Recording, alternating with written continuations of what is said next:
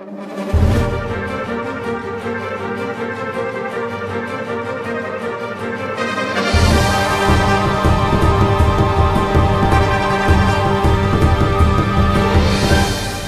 to North News. I'm Cindy Fernandez. And I'm Braven Stone. Today we will be looking into a special exclusive with Dr. Chadel, as well as documentaries on both artistic and athletic student life.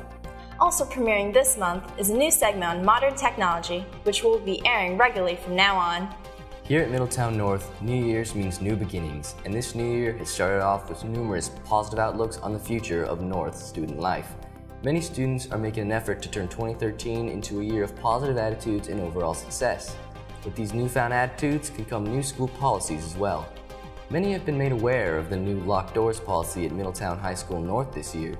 This procedure requires that all classroom doors remain locked at all times. This new policy is North's way of assisting in the care and protection of Middletown staff and students.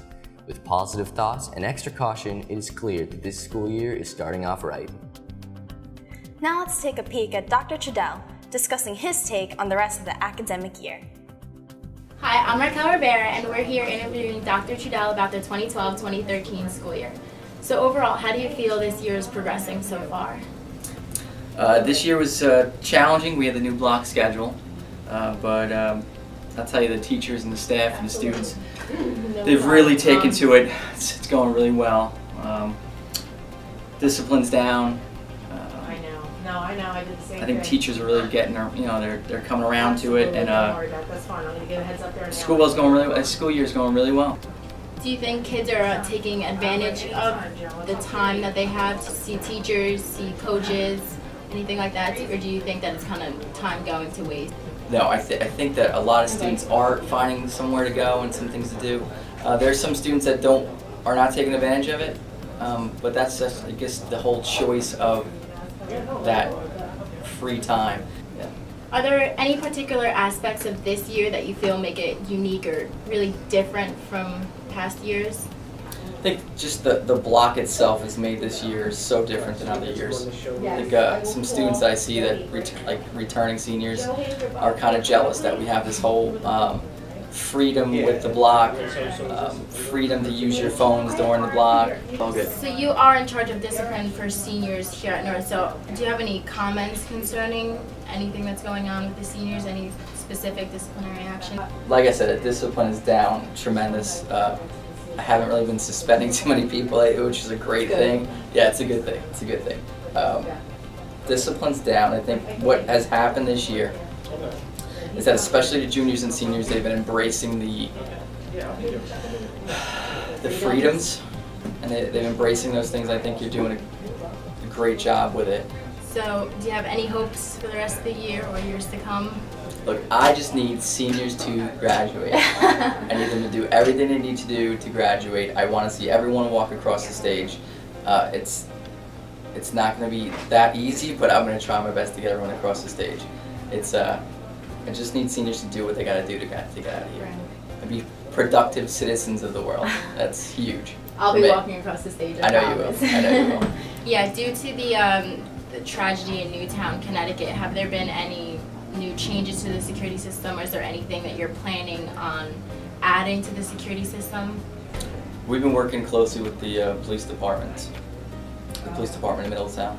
There's a lot we could do to make it safe, make it more safe, but I think we're doing everything in our power right now to make it as safe as possible. The shooting in Connecticut was a tragedy, but it was just something I don't think anyone was ever expecting to happen. So what we can do is try to be as proactive as possible to make this place as safe as possible. Well, thank you so much for your time. Enjoy the rest of your day. Thank you. All right, take care. North's music department recently put on their annual winter concert on December 18, 2012. After half a year of preparation and a week of decorating the auditorium, it was finally time for the music department to shine. This evening started with Women's Chorale Choir singing the story of The Night Before Christmas. Then the show went on to the talented concert band, performing 5 of their excellent holiday pieces. After a short intermission, chamber and concert choir took the stage and finished off the night. Combining the band and choir classes, directors Peter Isherwood and Beth Lyon put on a magnificent holiday show.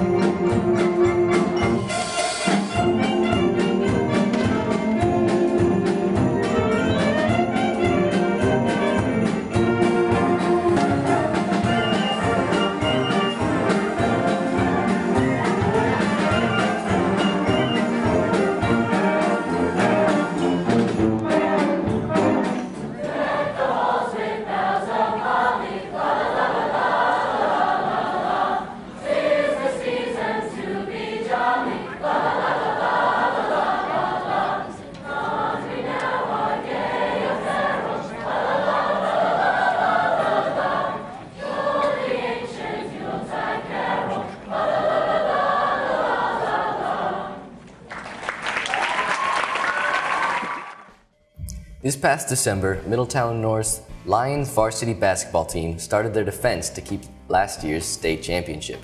After losing 4 very talented seniors, 3 of which were starters, the team had a bit of an off-season, and now it was time to get to work. This season, the Lions are very aware that they had lost some premier talent, but are still confident that they are loaded to make another run. Coach Michael Sparrow looks to guide his team to another H.S.North title and keep postseason run. Now let's take a quick look into the challenging world of North basketball. Alright. Hey, the coach of the varsity basketball team. Yes. How do you think the year's going so far? Year's going pretty well. We're 5-3. We're 4-0 in the A-North. And we're starting to click right now a little bit. We're starting to play better. You're going to get better?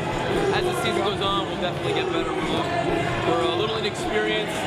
We have 2 guards back that are very good, very experienced. But other than that, a lot of our players didn't get a lot of opportunities to play last year. So as the season goes on, we'll definitely improve. Big players you're looking out for? Yeah, we have 2 guards, our seniors, Cody Thompson and Will Bowman. They played a lot last year on our state championship team. We have Mike Barber, who's a senior, also a starter, and shot the ball very well last night in our big win over Real Township. John Deeney. So those guys are our leaders and our go-to guys. What do you think your biggest threats are? Really, there's no easy game on our schedule. Every game is a tough matchup. Old Bridge tonight, very good team. Out of conference game.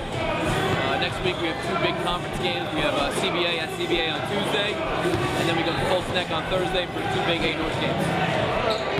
That's all. Very good. All right, guys.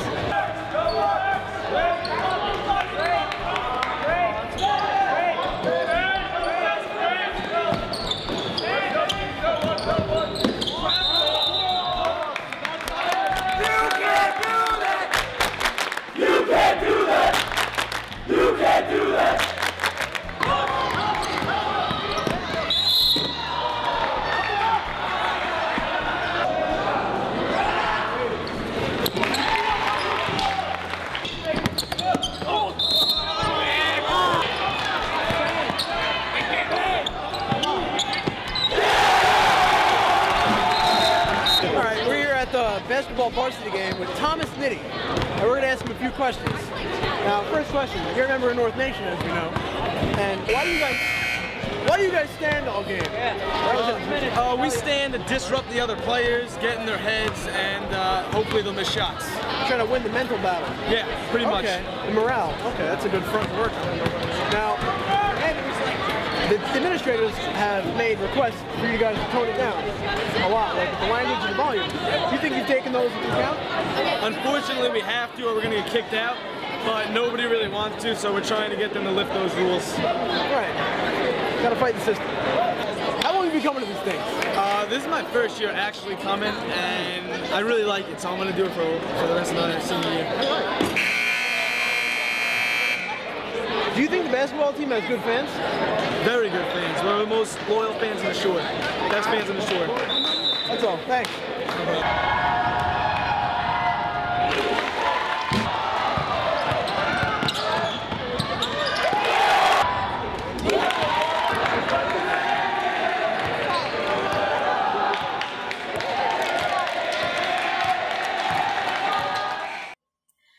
This year, Middletown North art students were given new ways of making, thinking, and creating art. Learning about the artist Frank Stella gave many art students the creative insight to construct their original designs on large paper and color each section in a different medium. Functional Design 3 classes stretched canvases and created large paintings using acrylics. Students in Functional Design 2 used food wrappers to collage and create original drawings. This work exemplifies the different uses of recycling. To view students' artwork, displays of their projects can be found in North Hallways, Library, and the Central Office. Now let's hear how fellow North student Lauren Lewis found her way to the beauty of art. Hi, I'm Michelle Marino, and I'm here with Lauren Lewis today, and we're going to be talking about the fine arts. So, Lauren, how did you first get into the fine arts? From a very young age, I've just been drawing whatever inspires me, as well as my father was a great influence getting me started in drawing. Like, which styles do you use? Typically I use sketching. Sometimes I'll do acrylic paintings though, but sketching is definitely my favorite. Are there any like artists or pieces of artwork that have inspired you to get into art? Tim Burton is definitely my favorite creative person out there, and with all of his films and art, I like him. He makes things seem very creepy. Yeah, he's a creepy guy, but I like him. Is there like a certain purpose to your art, or is it more of an expression of yourself? It's just really an expression of however I'm feeling at the time when I'm doing my artwork. Do you plan to go to college for it? I do. Where? I plan to go to Full Sail University in Florida. It's a pretty cool college. Yeah. What's like the best thing about being an artist that you feel? You get a lot of recognition for it, and people respect you, as well as it's just the best way to express yourself. Is there like a downside? People are always asking me to draw them things and like do favors, which takes up a lot of my free time, but I don't mind doing it. It's enjoyable. Yeah. Do you have like any? What are your thoughts about like people who like interpret your artwork differently? Like, do you get offended? I don't get offended. I actually like hearing how people view my art and having them tell me, oh, this looks a little off, so I go back and I fix it. It's good to have creative criticism. Do you have like any advice for aspiring artists? Just draw whatever you want. You don't have to be like anyone else out there. Just draw with your own style and do what you feel works for you. Definitely stay true to yourself. Yep. Well, thank you for being here, and hope to see you soon in some of your artwork. Thank you. Anthony Pompili is with us. Hi, Anthony. What do you have for us today? Hi, Cindy. Well, today I bring with me the latest news on modern technology. I'm very excited to be joining the North News crew as your regular tech updater. Apple has once again released a wide array of amazing products in 2012. They updated their entire Mac line and reconfigured the iMac desktop, which hasn't been updated since 2009. They also released a new iPad and iPad mini, but did they really need another release so soon? The iPad came out in March of 2012, and the iPad mini with no retinal display came out in October 2012. The iPad mini has been rumored to come out since the iPad came out in 2010. Aimed at the crowd who didn't want to blow at least $500 on a 16-gig iPad, the iPad mini starts at $329 for 16 gigs, which is a little pricey, but it's better than the extra $170 you pay for the full-size iPad. Unfortunately, it does not come with a retinal screen, as the full-size iPad does, and it does unfortunately have the A5 chip, a dual-core 8 MHz chip, the same chip in the iPad 2, and is certainly not in comparison to the iPad 4. The iPhone 5 was released in September of 2012 and is a big hit because it's been a while since Apple updated the iPhone's physical display. The iPhone 5 features a bigger screen coming at 4 inches on the diagonal. A brushed aluminum back replaces the original glass back paneling, which has been on all the iPhones. Already there are rumors saying an iPhone will be released midway in 2013, but why so soon? Is Apple getting used to releasing products more frequently now? Apple's been on track with releasing a new version of a product, whether it being iPhone, iPod, iPod Touch, iPad, iMac, or MacBook. They deliver their toys every year with new features, new updates, and new just about everything. Hopefully Apple doesn't get used to releasing products so often. I'd rather an iPhone once a year so they stay special and become more advanced each year. I guess we'll have to wait till June to see what happens in the world of Apple. In June we're expected to see a brand new iPhone, and it's most likely going to be sporting the new A6X chip that was created not too long ago to go with the iPad with retinal display screen. If this is all true, then we can expect the due date to be somewhere around June 21st, 2013. So we'll expect it to be at WWDC. Let's hope so.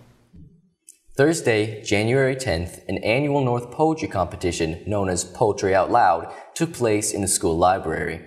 This year, there was an outstanding turnout of 40 participants. Each participant had confronted their literature teacher at some point within the past month and had asked to be entered in this friendly competition. They each then chose their poem containing a minimum of 12 lines and began memorizing its superb words. The physical competition lasted about an hour total. Finally, the last person finished reciting and the winners were chosen. The Poetry Out Loud's first place position was awarded to Ashley Clamfer, and to second place was our very own news anchor, Cindy Fernandez. Congratulations, Cindy. Aw, thank you. Andrea Sanchez was placed in third. Congratulations to all North's 2013 Poetry Out Loud winners, and we hope to see you at next year's competition.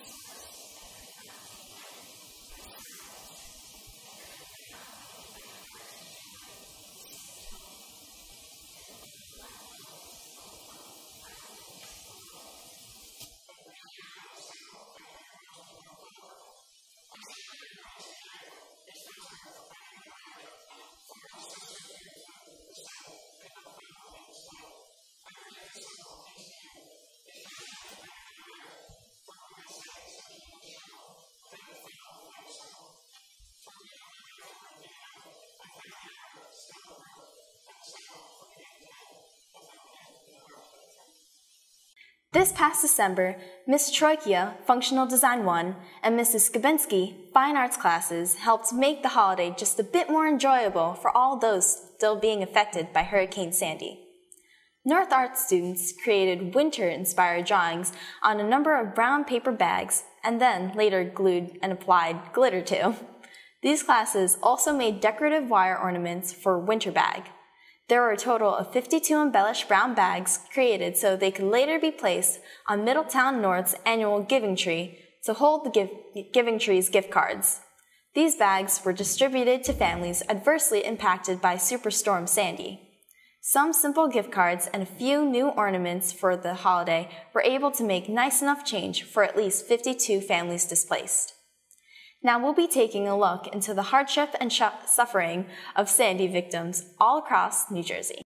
It is the worst case scenario, John. Now, we still have days to go and a lot of information to kind of input into this tracking. But right now, this storm looks like it's going to be headed for millions of people. It's going to be a transitioning system, meaning that perfect storm type scenario. A tropical storm that transitions into an extratropical storm because a cold front, a very powerful Arctic cold front, is going to interact with the system and draw it in towards the northeast, a very rare meteorological situation. At any rate, we're dealing with high seas, rip currents, beach erosion, coastal flooding, certainly storm surge as this storm moves on shore. The exact point or location where it's going to move on shore still not known yet, and the exact strength still not known yet. But we are going to see torrential rain and flooding inland, high winds, 60, 80 miles per hour, significant power outages that could last for weeks for millions of people, and down trees. John, we've still got foliage on the trees,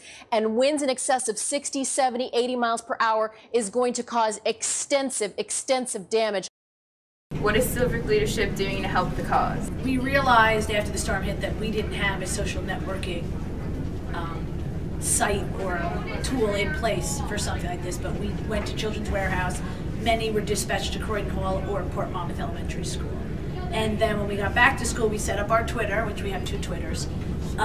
One just for us and one for all the volunteer opportunities at Middletown North, which everybody should follow. It's at MHSN Volunteer. And now we know how to get the volunteer word out. We also worked with Middletown Helps Its Own and collected 680 cans of tuna at Middletown High School North, which we delivered. I'm Heather. I'll be interviewing Zaina today about volunteer work for Hurricane Sandy. I volunteered at Croydon Hall, and I also volunteered at the Children's Warehouse. What did you do when you volunteered? At Croydon Hall, we distributed water and ice to families, and at Children's Warehouse, we sorted food and clothing and helped out whoever came in. What a pleasant surprise this afternoon to receive these boxes from the Hammond School in South Carolina. Their National Honor Society chapter went and created all of these gift bags to give to our students and families in need. Each bag is filled with school supplies, clothing. They even sent holiday decorations that we're going to give away to families on December 15th, and also when we have a special luncheon on December the 22nd. Well, that's it for today. We'll be back next month for another North News edition. This has been North News. Thanks for watching.